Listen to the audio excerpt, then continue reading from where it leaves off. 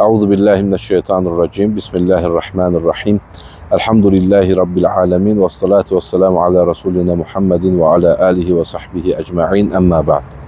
Allah azze ve celle'nin izniyle Zilhicce ayının artıq 10. gününe geldi, çatdıq. Allah'ın izniyle sabah bayram günümüzdür. Yani elhamdülillah bizim için sevinçli bir gündür, xeyirli bir gündür.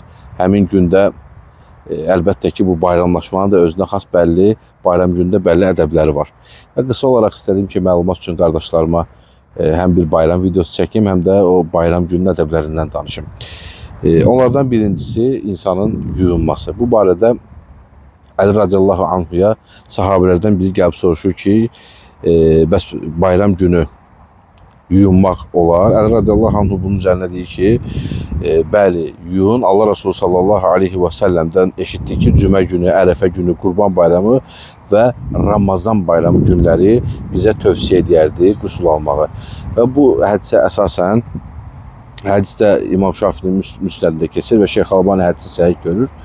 Və bu hədisə istinadən Allahın izni ilə biz deyə bilərik ki, bu günlərdə elhamdülillah yuyunmaq, qüsullanmaq, təmizlənmək gözəl əməllərdən sayılır.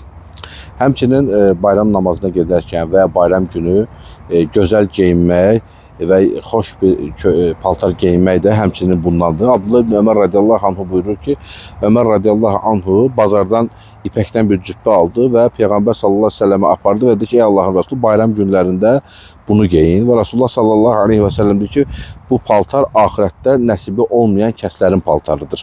Buxar və Müslimdə keçən hədisdir.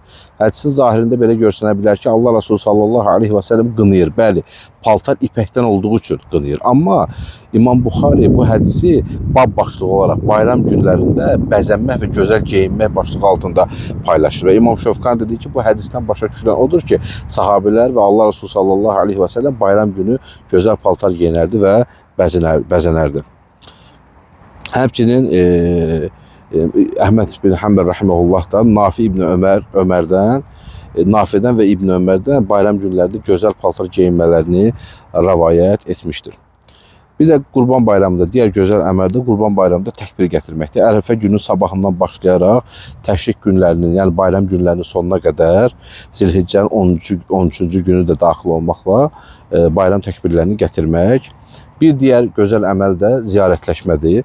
Cəbir radiyallahu anhu rəvayət edir ki, Rasulullah sallallahu aleyhi və səlləm bayram günlərində yolunu dəyişərdi. Yəni getdiyi məscidə getdiyi və gəldiyi yol fərqli olardı. İbn Həcər rəhiməhullah deyir ki, bunun səbəbi odur ki, canlı və ölü bütün yaxınları, qohumları, dostları ziyarət etməkdən gedir burada məqsəd. Yəni qəsd olan budur ki, ziyarətləşmək, bayram günlərində ziyarət eləmək, insanlarla ziyarətləşmək çox gözəl əməllərdən birisidir və sonda isə bayramlaşmaq. Yəni insanların qardaşlarını görəndə təqabbalallahu minna və minkum salihəl a'mal, Allah azza və cəllə sizdən, bizdən qəbul etsin kimi bayramlaşmaqdır ki, bu da Cübeyr ibn Nufeyr deyir ki, Rasulullah sallallahu aleyhi və səlləmin sahabələri bayram gündə bir-birlərini rastlaşanda Allah səndən və məndən qəbul etsin deyərdi.